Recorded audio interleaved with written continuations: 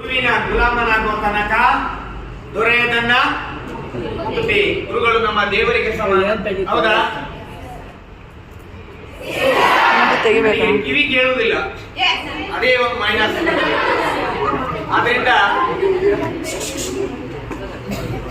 ಆದ್ರಿಂದ ಅವರಿಗೆ ಕೂಡ ನಮಸ್ಕರಿಸುತ್ತಾ ಮಾತಾಡ್ಬೇಡಿ. ನೀವು ಮಾತಾಡೋದಾದ್ರೆ ಹೊರಗೆ ಹೋಗು, ಅಂತೇನು ಅಭ್ಯಂತರ ಇಲ್ಲ. ನೇರವಾಗಿ ಹೇಳ್ತಿದ್ದೇನೆ, ನಾನು 1 ಗಂಟೆ ನಿಮ್ಮ ಹತ್ರ ಮಾತಾಡ್ಲಿಕ್ಕಿದ್ದೇನೆ, ನಿಮಗೆ ಬೇಜಾರು ಮಾಡೋದಿಲ್ಲ. ಬೇಗ ಮುಗಿಸ್ತೇನೆ. ನಾನು ಸಹ ಊಟ ಮಾಡಿಲ್ಲ, ಒಟ್ಟಿಗೆ ಊಟ ಮಾಡಲ್ಲ. ಸರಿ, 1 ನಿಮಿಷ, 1 ಗಂಟೆ ಅಥವಾ ನಾನು ಆದಷ್ಟು ಬೇಗ ಮುಗಿಸ್ತೇನೆ.